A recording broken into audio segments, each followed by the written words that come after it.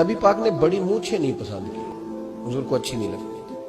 ایک بات پوچھتا ہوں آپ سے، یہ درد دل ہے میرا اور صرف سمجھانے کے لیے عرض کر رہا ہوں، کوئی تنقید نہیں، اللہ تعالیٰ مجھے نیت کا وضو عطا کرے۔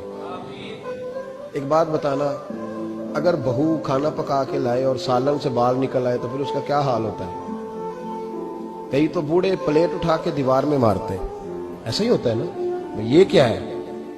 اور اگر کبھی روٹی سے نکل آئے تو بیوی صاحبہ کا کیا حال ہوتا ہے؟ یہ کوئی طریقہ ہے کھانا پکانے کا؟ اور اللہ تعالیٰ معاف کرے، اگر کبھی ہوٹل میں چلے جائیں امیر لوگ 15,000 کا ڈنر کرنے، تو وہاں کسی سالن کی پلیٹ سے بال نکل آئے تو پھر تو پیسے کیا دینے ہیں، پھر تو ان کو اور جرمانہ ہو جاتا ہے۔ یہ تو سارے بال نکل آئے تو مشکل، اور ویسے بھی جو نفاست ہے نا طبیعت کی، اس پر بوجھ بنتا ہے، بال کھانے میں ہو آٹے میں ہو تو بوجھ بنتا ہے۔ تو بڑی مونچھوں والا دوست بھائی بزرگ جب پانی پیے گا تو بال پانی میں جائیں گے کہ نہیں جائیں گے؟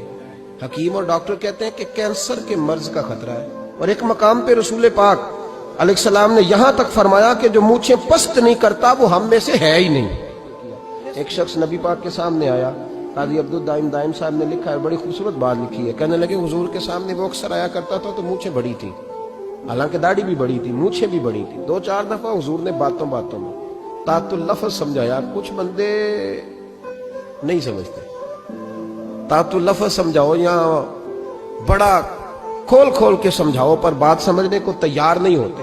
پتہ نہیں کیا ایسا حسن ہے بھئی، جو حسن نبی پاک نے پسند نہیں کیا وہ کبھی حسن ہو سکتا ہے، کبھی خوبصورتی ہو سکتی ہے، وہ کسی کا ذاتی کلچر تو ہو سکتا ہے پر دین کی تہذیب نہیں۔ نبی کریم علیہ السلام نے کئی دفعہ سمجھایا تو ان کی سمجھ میں بات نہ آئی۔ ایک دن وہ بیٹھے ہوئے تو حضور نے ایک صحابی سے فرمایا کینچی لاؤ، کہنے لگے میں سمجھ گیا کہ میرے ساتھ کچھ ہونے لگا ہے۔ ساتھ ہی حضور نے فرمایا ایک مسواک بھی لانا، کہنے لگے میں نے کہا بچت ہو گئی، میرے تو دانت صاف ہے۔